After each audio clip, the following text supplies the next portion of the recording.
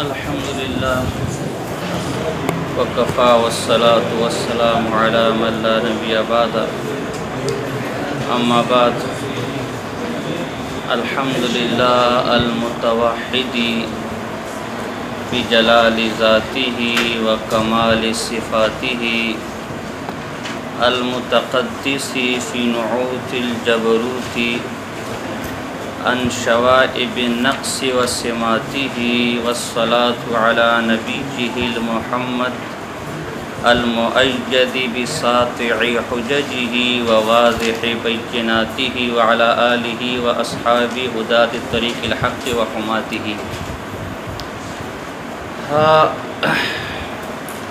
یہ کتاب کا مقدمہ تھا۔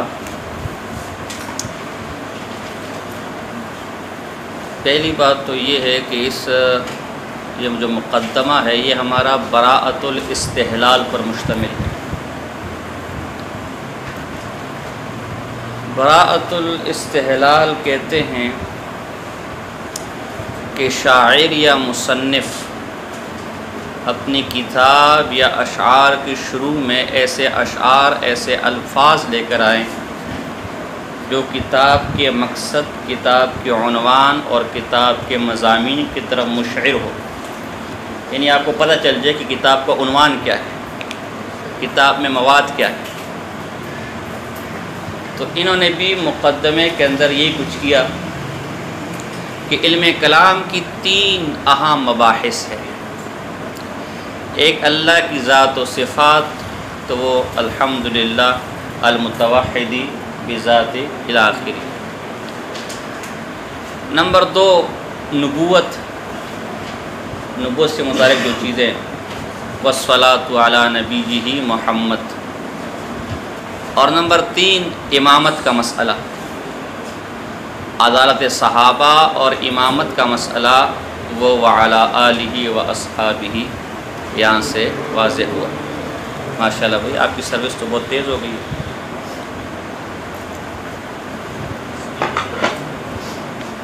تو یہ ایک خوبی پائی جاتی ہے براءۃ الاستحلال کی اس مقدمے کے اندر۔ یہ بات واضح ہوئی۔ اگلا مسئلہ المتوحدی کو دیکھیں۔ المتوحدی کے اندر پہلا مسئلہ تو یہ ہے کہ اللہ تعالیٰ کے اسماء توفیقی ہیں یا غیر توفیقی۔ مطلب یہ کہ قرآن و حدیث میں جن اسماء کا ذکر اللہ کے لیے ہے انہی کا اطلاق کیا جائے گا یا خود سے بھی کوئی نام اس کے لیے منتخب کر سکتے ہیں۔ تو اس معاملے میں جمہور کی رائے یہ ہے کہ اللہ کے اسماء توفیقی ہیں۔ قرآن و حدیث میں جو اسماء اللہ کے ذکر کردہ ہیں یا اجماعاً جو اسماء ذکر کردہ ہیں اللہ پر انہی کا اطلاق ہو سکتا ہے، اس کے علاوہ کسی اور کا نہیں اطلاق نہیں ہو سکتا۔ اب یہاں مسئلہ اٹھے گا کہ المتوحدی یہ اللہ کے اسماء میں سے نہیں ہے۔ اللہ کا اسم واحد اور احد تو ملتا ہے لیکن المتوحدی نہیں ملتا۔ تو اس میں ہم یوں توجیہ کر لیں گے کہ دراصل ہم نے جمہور کا لفظ استعمال کیا، اس کا مطلب ہے کہ بعض لوگ ایسے بھی ہیں جو اللہ پر اللہ کے اسماء کو غیر توفیقی مانتے، توفیقی یعنی ہر وہ چیز جو اللہ کی شان کے لائق ہو اور اس میں کوئی نقص اور عیب بھی نہ ہو اس کا اللہ کا اسم بھی بنایا جا سکتا ہے۔ ان میں سے سر فہرست امام ابو بکر باقلانی رحمہ اللہ ہے۔ اللہ، یہ امام ابو بکر باقلانی رحمہ اللہ الانصاف فیما یجب اعتقادہ ولا یجوز الجہل بہ فی علم الکلام، ان کی مختصر سی کتاب ہے لیکن عجیب و غریب فوائد پر مشتمل ہے۔ علم کلام کی، اللہ کی صفت کلام کی سب سے تفصیلی بحث اس کتاب میں، سب سے تفصیلی۔ شرائط سے بہت سے اشکالات مجھے پیدا ہوئے تھے اللہ کی صفت کلام کے متعلق۔ تو وہ بہت سے مسائل اس کتاب کے مطالعہ سے حل ہو گئے، لیکن پھر بھی کچھ اشکالات تھے جس کا ذکر مناسب نہیں تھا۔ ایک علم کلام کے ماہر سے میں نے اس پر تبادلہ خیال کیا تو دل کو تسلی نہ ہوئی، تو دل ہی میں وہ مسئلے تھے، اللہ سے توبہ استغفار بھی کرتا تھا کہ اللہ مجھے معاف فرما، ہے تو وہی جو قرآن و حدیث میں، لیکن یہ شبہ ہے۔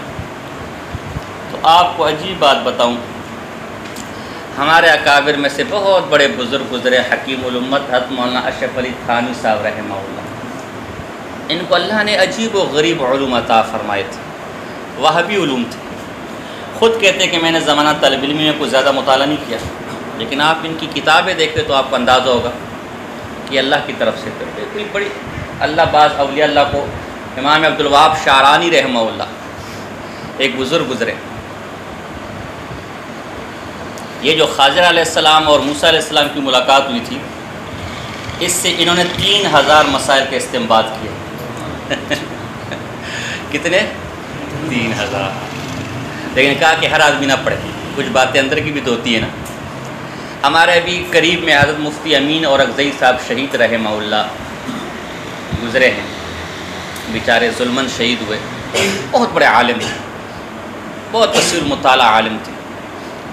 انہوں نے بھی اس موضوع پر کتاب لکھی ہے، حضرت خضر علیہ السلام اور موسیٰ علیہ السلام کی جو ملاقات ہوئی، اور قریباً 200 سے اوپر کی نکات کا استنباط کیا۔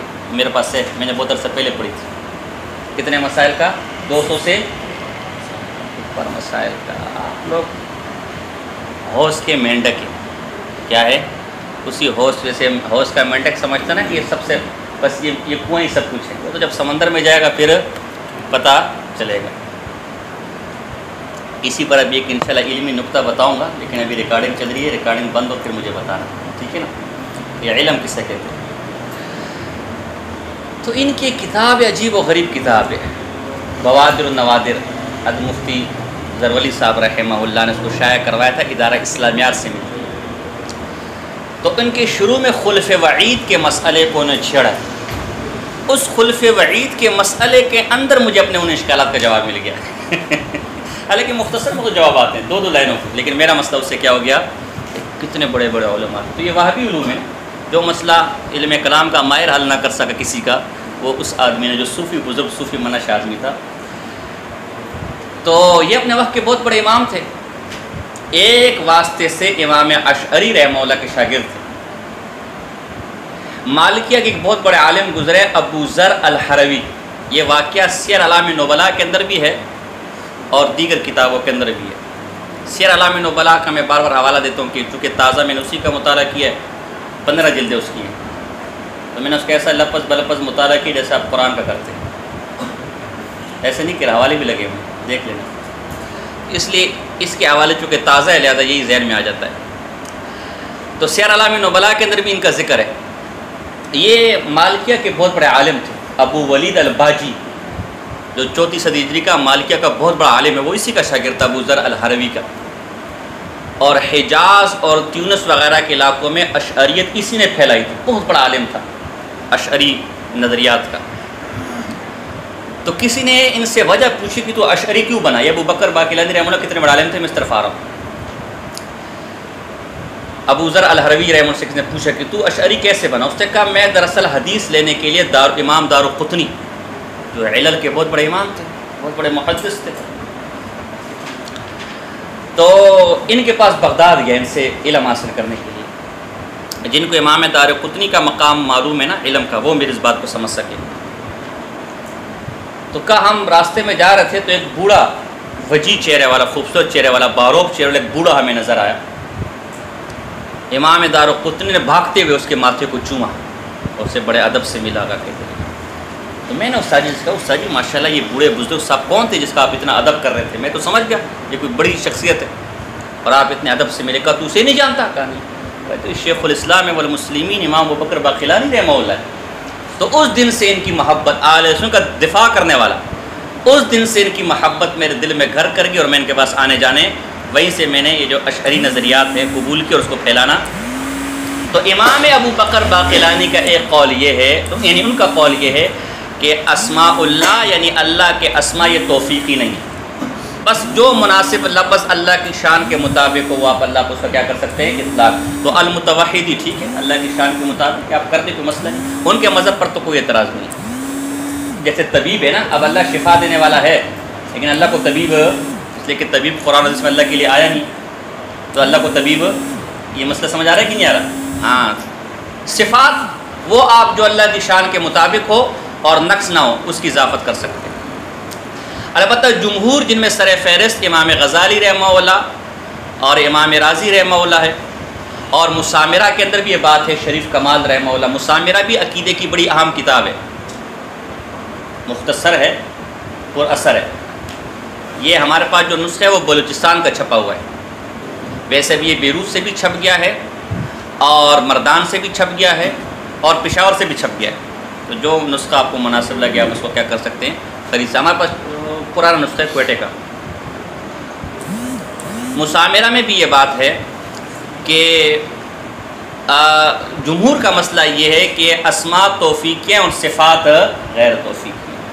لہذا المتوحدی پھر اللہ کا اسم نہیں ہوگا بلکہ یہاں اللہ کی صفت ہے. کیا ہے؟ اللہ کی صفت ہے. تو یہ المتوحدی اللہ کے ناموں میں سے نہیں بلکہ اللہ کی صفات میں سے. دوسرا مسئلہ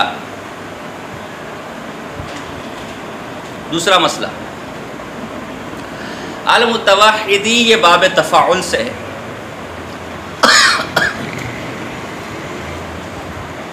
اب یہ حاشیہ خیالی شروع ہو گیا, المتوحدی یہ تفاعل سے, باب تفاعل سے اسم فاعل کا صیغہ ہے, اور تفاعل تین چیزوں کے لیے آتا ہے. طلب کے لیے, تعظم زید, زید نے عظمت طلب کی, تو اللہ توحید طلب کر رہا ہے. اگر پہلے سے اللہ واحد ہے تو طلب حاصل ہے, تحصیل حاصل ہے, وہ باطل. اور اگر اللہ پہلے سے متوحد نہیں تھا بعد میں تو یہ تو اللہ کی صفات میں تغیر آ گیا, حدوث آ گیا. بات سمجھ رہے کہ نہیں؟ تحصیل حاصل کیوں باطل ہے یہ تو معلوم ہے نا.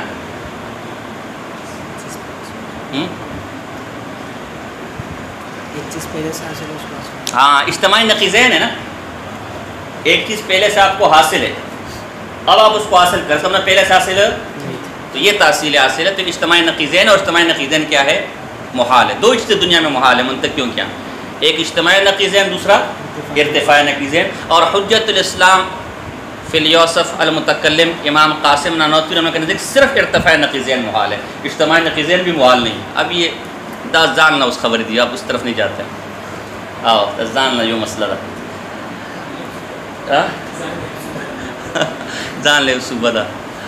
تو دوسرا یا تکلف کلفت کا معنی, تحلما فلاں نے بردباری حاصل, تو بردباری حاصل کرنے کے لیے تھوڑا تکلف کرنا پڑتا ہے, محنت کرنی پڑتی ہے.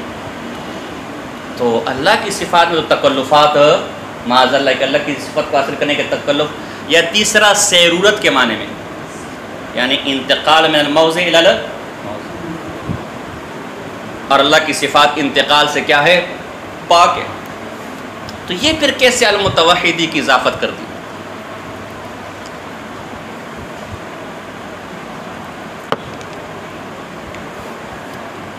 بجلال ذاتی کے ساتھ.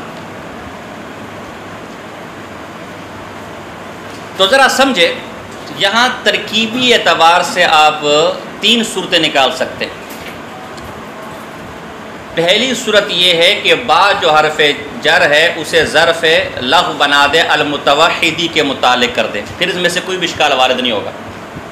پھر معنی استقلال الفاعل فی المجرور, اے عدم شرکت الغیر فیہ, اس معنی میں ہو جائے گا, یعنی حصر ہو جائے گا, فاعل مجرور میں بند ہو جائے گا. تو معنی یہ ہو جائے گا کہ اللہ ہی کی ذات جلیلہ یہ کیا ہے؟ یکتا ہے. یکتائی اسی کی شان کے لائق ہے, وہ صفات میں بھی یکتا ہے اور ذات میں بھی یکتا ہے. جیسے کہتے ہیں نا کہ توحد زید بمال ای تفرد بہ, مال میں صرف کون ہے؟ زید, کوئی اور اس کا شریک. تو اگر یہ با کو المتوحدی کے متعلق کر دے تو پھر کوئی ایسا اشکال پھر یہ استقلال الفاعل فی المجرور کی قبیل سے ہو جائے گا۔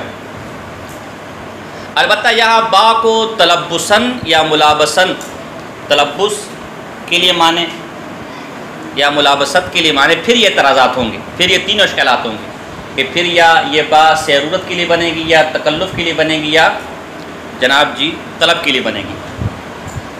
تو پھر ہم تینوں میں تعویلیں کریں گے۔ یہاں طلب کا معنی ہو جائے گا اقتضاء الذات، یعنی یہ نہیں کہ اللہ کے اندر پہلے سے وہ چیز نہیں تھی بلکہ طلب پھر طلب کی۔ اللہ کی ذات کا تقاضا یہی ہے کہ اللہ اپنی ذات میں کیا ہے؟ واحد ہے۔ اللہ وحدت میں کسی اور کا محتاج ہے؟ اللہ ہے تو واحد ہے۔ یہ پھر طلب اقتضاء الذات کے معنی میں ہو جائے گا۔ تکلف اس کو بھی مجازی کر لیں گے، کمال، کوئی چیز جب تکلفاً حاصل ہوتی تو کمال کے ساتھ حاصل ہوتی ہے، محنت سے حاصل کی تو یہ پھر کمال ہو جائے گا۔ یعنی اللہ کا کمال یہ کہ اپنی ذات و صفات میں کیا ہے؟ یکتا ہے۔ اگر سیرورت کے معنی میں لیں گے تو پھر سلب انتقال، تجرد عن الانتقال، انتقال کا معنی سلب کر لو، صرف ہو جانا۔ اللہ اپنی ذات میں کیا ہے؟ یکتا ہے، پھر اس معنی میں کر لو۔ بات سمجھ آ رہی؟ باقی بجلال ذاتی ہی یا اضافت لامیہ بھی ہو سکتی ہے، اور یہ اضافت صفت الی الموصوف کی قبیل سے بھی ہو سکتا ہے۔ یہی سب سے آسان ہے، جمہور نے اسی کو اختیار کیا۔ پھر اضافت لامیہ ہو یا اضافت صفت الی الموصوف ہو، یہ پیچھے 4 صورتیں نکلیں گی، یعنی وہ استقلال الفاعل فی المجرور، سیرورت وغیرہ، ان 4 کے ساتھ ضرب کرو گے پھر با کی 3 معنی نکلتے یا 2 معنی، تقریباً 24 صورتیں بنتی ہیں۔ ہم اس تفصیل میں نہیں جاتے، بلکہ بس آسان یوں کر لو کہ یہاں اضافت الصفت الی الموصوف کی قبیل سے معنی ہو جائے گا تمام تعریف اس ذات کے لیے ہے جو اپنی ذات جلیلہ میں یکتا ہے اور اپنی صفات کمالیہ میں یکتا ہے۔ یہاں پر بھی وکمال صفاتی اضافت الصفت الموصوف یا اضافت لامیہ۔ المتقدسی فی نعوت الجبروت، جو پاک ہے اپنی عظمت والی صفات میں، ان شوائب النقص و سماتہ، نقص، عیب، نقص کی آمیزش اور اس کی علامات سے۔ نعوت یہ نعتن کی جمع صفت، معنی ذات، معنی زائد علی ذات۔ جبروت تو ویسے قہر کو کہتے ہیں اور غلبے کو کہتے ہیں، یہاں علو اور عظمت کے معنی میں۔ جو پاک ہے اپنی عظمتوں والی صفات میں، شوائب شائبتن کی جمع ہے، خلط ملط، آمیزش۔ نقص عیب کو کہتے ہیں، سمات مشہور لفظ ہے، علامت۔ جو پاک ہے اپنی عظمت والی صفات، عظمتوں والی صفات میں نقص کی آمیزش سے اور اس کی علامات سے۔ اچھا دیکھو یہاں عجیب بات دیکھو، ان 2 عبارتوں میں اللہ کی دونوں قسم کی صفات کو ذکر کر دیا، المتوحد بجلال ذاتہ و کمال صفاتہ۔ یہ صفات ثبوتیہ، اللہ کی 2 قسم کی صفات ہے، صفات ثبوتیہ، صفات سلبیہ۔ المتقدسی فی نعوت الجبروت، یہ صفات سلبیہ ہے۔ صفات ثبوتیہ جن کی نسبت اللہ کی طرف جائز ہے، اور صفات سلبیہ جس کی نسبت اللہ کی طرف جائز ہے، اللہ جسم نہیں ہے، اللہ جوہر نہیں ہے، اللہ عرض نہیں، آگے آ جائے گا۔ پھر صفات ذاتیہ 2 قسم کی ہے، صفات ثبوتیہ 2 قسم کی ہے، ایک ذاتیہ اور ایک فعلیہ۔ ذاتیہ وہ جس کی ضد کے ساتھ اللہ متصف نہ ہو سکے، اور یہ عند الاشاعرہ 7 ہے اور عند الماتریدیہ 8۔ ماشاءاللہ، علم، قدرت، ارادہ، سماع، بصر، کلام اور تکوین، یہ اشاعرہ نے تکوین نہیں۔ ماشاءاللہ، اور صفات فعلیہ تو جو اللہ کی شان کے مطابق ہو تو کئی. ایک اور تقسیم بھی ہے. یہ تقسیم شیخ الہند مولانا محمود حسن دیوبندی رحمہ اللہ نے الجہد المقل کتاب میں کی ہے، اس کے مقدمہ میں. یہ بھی مردان سے چھپا ہے اور الجہد المقل کے نام سے چھپا ہے. میرے خیال میں سے یہ نام مناسب نہیں ہے، حدیث کے موافق الجہد المقل اس کا نام ہونا چاہیے. اور عجیب بات ہے کہ شیخ الہند مولانا محمود حسن دیوبندی رحمہ اللہ نے لکھا ہے کہ یہ 3 صفات تو ہم نے سلم کے سبق میں پڑھی اور پڑھائی ہیں، لیکن مجھے کہیں ملی نہیں. تو ظاہر ہے چونکہ شیخ الاسلام زکریا انصاری رحمہ اللہ کا حاشیہ اب چھپ کر آیا کافی عرصے بعد. اس زمانے میں کتابیں حدیث کی مشہور کتابیں تک نایاب تھیں. تو یہ تینوں قسمیں شیخ الاسلام زکریا انصاری کے حاشیے میں مجھے مل گئی، انہوں نے لکھی ہے. حقیقیہ ذاتیہ، حقیقیہ محضہ بھی کہہ سکتے اس کو، صفات حقیقیہ محضہ. ہاں شاباش. کیا ہے دوسرا؟ اور دوسری ذی اضافہ محضہ. جزاک اللہ. شاباش. تو ایک تقسیم ہمارے یہاں عرف میں ویسے یہ تقسیم نہیں ہے. چنانچہ حضرت مولانا الیاس گمن صاحب دامت برکات میں عالیہ کے جو نوٹس ہیں صفات کے متعلق، صفات متشابہات کے متعلق، یا جو آپ کی علم الکلام کی شروع وغیرہ ہم نے دیکھی تو اس میں وہی 2 قسمیں، صفات ثبوتی اور صفات سلبیہ. پھر ثبوت وہ عام طور پر، اور بھی ایک اور قسم بھی نکل سکتی ہے، ایک اور اندر، لیکن بہرحال ہمیں کیا پڑی اتنی لمبی چوڑی مباحث میں جانے کی. عجیب بات ہے کہ ذرا اب ایک لفظ پر کئی باتیں ہو سکتی ہیں، لیکن میں مختصر نعوت جمع ہے اور شوائب بھی جمع ہے. کیا قاعدہ نکلا؟ مقابلۃ الجمع بالجمع، مقابلۃ الافراد بالافراد. رکب القوم دوابہم، قوم بھی جمع اور دواب بھی، یعنی قوم کا ہر فرد سواری پر، ہر ایک کی الگ الگ نعوت. اللہ کی ہر صفت عیب سے پاک ہے. ہنستا ہے.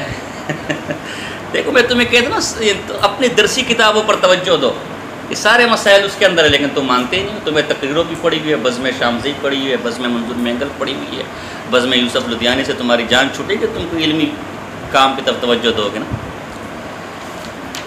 بہرحال اس میں باتیں اور بھی ہیں، لیکن ہم اختصار سے کام لیتے ہیں.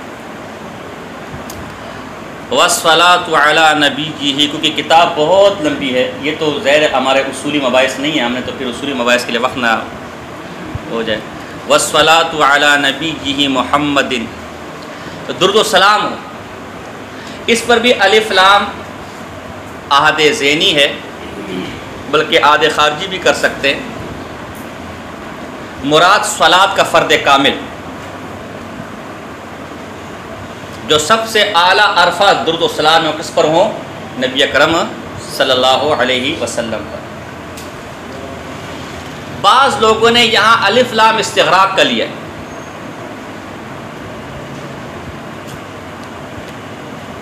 الف لام استغراق کی صورت میں یہ ہو جائے گا کہ جتنے بھی صلوات و سلام ہیں، جتنے بھی درود ہیں، وہ سارے نبی پر ہیں، ہمارے نبی پر، تو دیگر انبیاء اس سے نکل جائیں گے. یہ مناسب نہیں. لیکن اس میں ایک تعویل ہو سکتی ہے، جیسا کہ امام نانوتوی رحمہ اللہ نے فرمایا اور دیگر حضرات نے بھی لکھا ہے کہ جس نبی کو جو نعمت بھی ملی ہے ہمارے نبی اکرم صلی اللہ علیہ وسلم کے واسطے سے ہی ملی ہے. تو تمام درود حضور ہی کے ساتھ خاص ہیں. اگر کسی اور کو ملا ہے تو وہ بھی کس واسطے سے ملا ہے؟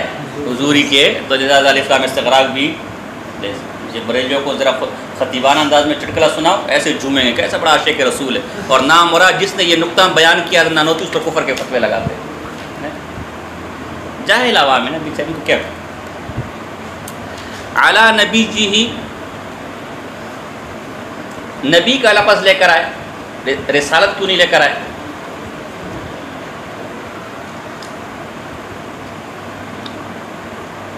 تو اس کا جواب علماء نے یہ دیا ہے کہ چونکہ علم کلام کے اندر یہ مسئلہ نبوت کے نام سے مشہور ہے، رسالت کے نام سے یعنی انبیاء سے متعلق جو امور ہوتے ہیں وہ نبوت کے عنوان سے مشہور ہے، تو اسی کی طرف کیا کر دیا؟ اشارہ کر دیا۔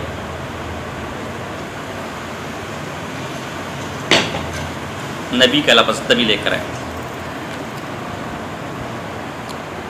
نبی جیسا کہ امام راغب اصفہانی رحمہ اللہ نے لکھا ہے، یہ تو نبوتو سے بھی ہو سکتا ہے، اے ارتفاع، بلندی۔ تو چونکہ نبی بھی ایک بلند مقام، عظمت والا مقام، اونچائی والا مقام رکھتے تھے، اسے کیا کہتے ہیں؟ نبی کہتے ہیں۔ اور ایک معنی نبأن، خبر دینے والا۔ تو نبی بھی چونکہ ظاہر ہے بہت سی غیب کی خبریں بتاتا ہے، قیامت کے احوال بتائے، جنت جہنم کے احوال بتائے، قبر کے احوال بتائے، ماضی کے احوال بتائے، تو یہ ساری غیب ہی ہے نا۔ تو اس اعتبار سے ہمارے بریلی بھائی کیا کہتے ہیں؟ نبی کا معنی بتاؤ، نبی کا معنی بتاؤ۔ بھائی کیا ہو گیا بھائی؟ غیب کی خبر دینے والوں کیا ہو گیا؟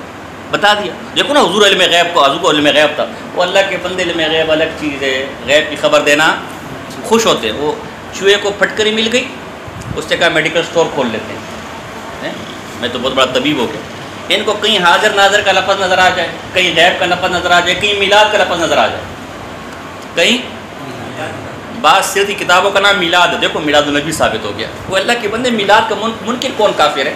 تم میں سے کوئی ایسا ہے جس کو بولے حضور کی پیدائش نہیں ہوئی ہے؟ تو بس ان کو کہیں میلاد کا لفظ نظر آ گیا، حضور کا میلاد النبی ثابت ہو گیا۔ وہ ایک آدمی تھا، اس نے کبھی ٹرین دیکھی نہیں تھی، ندیدہ تھا، کبھی ٹرین اسٹیشن آ گیا، اس سے لوگوں سے پوچھا بابا ٹرین میں نے ٹکٹ لیا ہے ٹرین کا، ابھی ٹرین یہاں سے آئے گی، اسٹیشن پہ کھڑا پلیٹ فارم پر، ایک کالا سا انجن ہوگا اور آگے سے دھواں نکل رہا ہوگا، بس وہی ٹرین ہے، تو آپ اس پہ چڑھ جانا۔ اب دیکھا کوئی کلی ولی بیچارہ کالا کوئی حبشی آ رہا ہے اور سگریٹ پھونک رہا ہے آگے دے جائے، اس نے دیکھے کہ کالا بھی اور آگے سے دھواں بھی چھوڑ رہا ہے، جاتے اس کے اوپر چڑھ گیا۔ اس نے کہا کم بخت مارے یہ کیا کر رہا ہے؟ کہا میں نے پشاور کا ٹکٹ لیا ہے، سیدھا چل گیا، سیدھا چل، باتیں نہیں کر زیادہ۔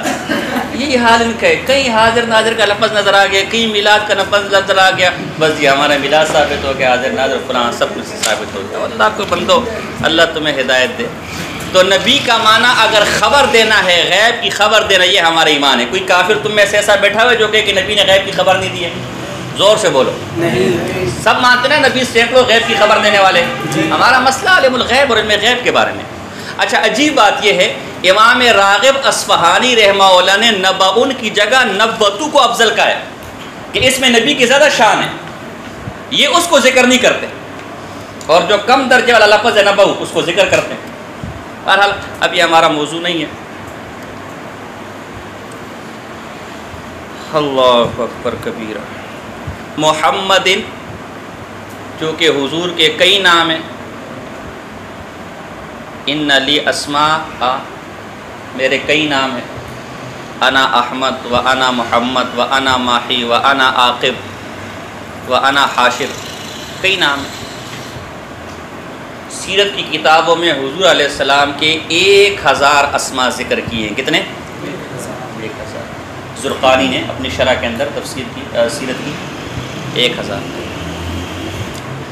پھر ایک بہت بڑے عالم گزرے ہندوستان میں، شیخ عبدالحق محدث دہلوی رحمہ اللہ، ان کی بڑی پیاری کتاب ہے سیرت پر، فضائل پر، مدارج النبوہ کے نام سے، فارسی میں، اردو ترجمہ بھی مل جاتا ہے۔ انہوں نے ان کا اختصار کیا، اور الفابائی حروف تاجی کے اعتبار سے زرقانی نے بھی اسی اعتبار ذکر کیے تھے، 600 ناموں کو اس کتاب میں کیا کیا ہے؟ ذکر کیا۔ اس میں با کے ذیل میں ایک نام حضور کا بشر بھی لکھا ہے۔ تو اگر حضور کو بشر کہنا گستاخی ہوتا تو حضور کا نام کبھی بشر ہوتا؟ میں آپ کو بھی، آپ کا نام بڑا گندا ہے، آپ خدا کو مان لیا، اس تو میری توہین کر رہا ہے، میری بے عزتی کر رہا ہے۔ اگر بشر حضور کے کہنا گستاخی ہوتی یا بشر عیب ہوتا، یہ حضور کے پاک ناموں میں سے نہ ہوتا۔ حضور کے تو نام چومنے کے لائق ہے۔ تو اب یہ اس وقت ہمارا موضوع نہیں ہے، ایسی میں نے چونکہ بات آ گئی تو میں نے کر دی۔ تو محمد چونکہ سب سے افضل نام تھا، سب سے اعلیٰ نام تھا، تبھی تحتاوی کے اندر نبی پر ایمان لانے کے لیے 3 شرائط ذکر کی گئی ہیں۔ ایک یہ کونہ بشر، حضور کو بشر مانے، یہ عقیدہ رکھتا ہو۔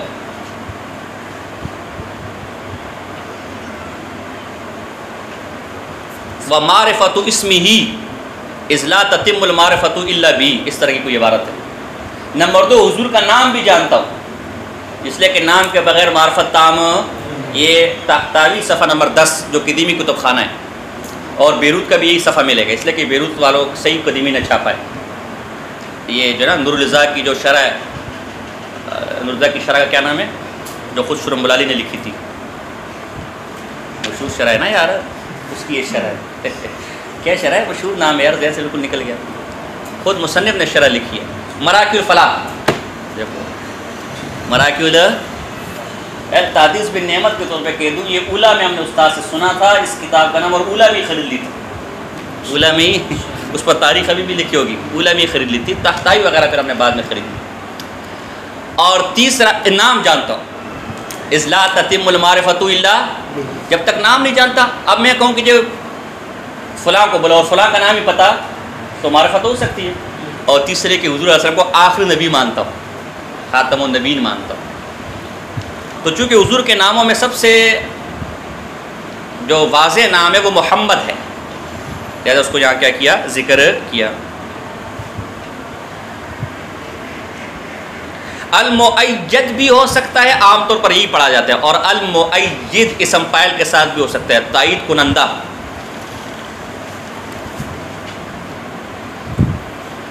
بسواطع حججہ وواضح بیناتہ، اس کے اندر اضافت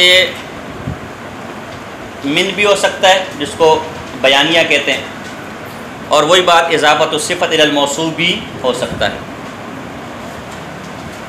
اور حججی ہی کی یہ ہی ضمیر اللہ کی طرف بھی لوٹ سکتی ہے، لفظ اللہ کی طرف، اور حضور علیہ السلام کی طرف بھی لوٹ سکتی ہے۔ 4 صورتیں ترکیب اعتبار سے نکل سکتی ہیں اس کے اندر، وقت کا میں تفصیلات میں نہیں جاتے۔ جن کی تائید کی گئی ہے واضح حجتوں کے ساتھ، روشن حجتوں کے ساتھ، اور واضح دلائل کے ساتھ۔ ساطع اصل میں ارتفاع کو کہتے ہیں، سطح الصبح، صبح ظاہر ہوئی، صبح بلند ہوئی، تو اس کو روشنی کے معنی میں لے دے، سفیدی کے معنی میں لے لیا گیا۔ اچھا، حجج اور بینات دونوں کا معنی ایک ہے، حجت بھی دلیل کو کہتے ہیں اور بینہ بھی کس کو کہتے ہیں، لیکن اعتباری فرق ہے تھوڑا، مفہوم دونوں کا کیا ہے۔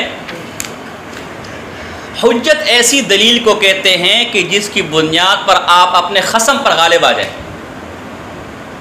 آپ اپنے مد مقابل پر غالب آ جائیں، اور بینہ ایسی دلیل کو کہتے ہیں کہ جس کی وجہ سے آپ کا صدق، سچا پن مخالف پر ظاہر ہو جائے۔ ایک باریک سا فرق ہے۔ تو یہاں سے مراد بینہ اور حجت سے مراد علماء نے معجزات لیے حضور علیہ السلام کہ اللہ نے حضور کو ایسے معجزات دیے تھے کہ جس کی بنیاد پر فریق مخالف پر آپ غالب بھی آ گئے تھے، اور فریق مخالف کے دلوں میں آپ کا صدق بھی کیا ہو گیا تھا، بیٹھ گیا تھا۔ وعلی، اب باتیں بہت وقت کم ہے تو ہم اب گیر لگاتے ہیں۔ وعلی آلہ واصحاب، اور ان کی آل پر اور اصحاب پر درود السلام ہو، ہدات الطریق الحق کی، جو حق کے طریقے کے رہنما تھے، وحماتی، اور اس کے حمایت یافتہ تھے۔ بتا دیا کہ بھئی صحابہ میں سے کوئی بھی گمراہ معاذ اللہ۔ بعض لوگوں نے اس میں تھوڑا سا فرق کیا ہے،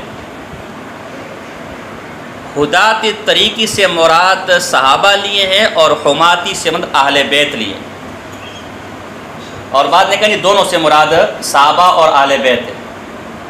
فرق کیوں کیا ہے بعض لوگوں نے؟ فرق روافظ پر رد کرنے کے لیے کہ اہل بیت کے حمایت یا ہدایت یافتہ ہونے پر تو کسی کے اختلاف، وہ تو ہم بھی مانتے ہیں اور روافظ بے ایمان بھی مانتے ہیں، لیکن شیعہ کے باب میں وہ مانتے ہیں۔ تو یہ ہدات الطریق الحق کی، یہ ہدات الطریق الحق یہ خاص صحابہ کے بارے میں، یہ رافضیوں تمہاری طرح نہیں، بلکہ وہ بھی حق کے راستے کے کیا تھے، رہنمائی کرنے والے تھے، ہادی تھے، وحمات، اس کی حمایت۔ اب صحیح یہی ہے کہ دونوں اس میں شامل ہیں، دونوں کیا ہیں، اہل بیت بھی شامل ہے، یہ دونوں کی صفت ہے، اور صحابہ بھی شامل ہے۔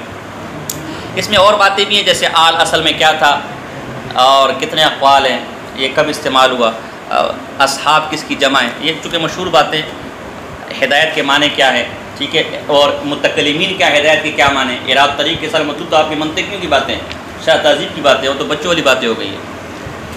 متکلمین کیسے کیا مانے ہیں، تو وہ اب چونکہ وقت نہیں رہا لہٰذا ہم اس پر ہی کیا کرتے ہیں، اکتفا کرتے ہیں۔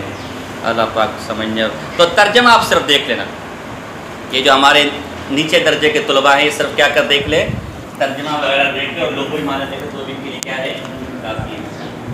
بات سمجھ آ گیا آپ لوگ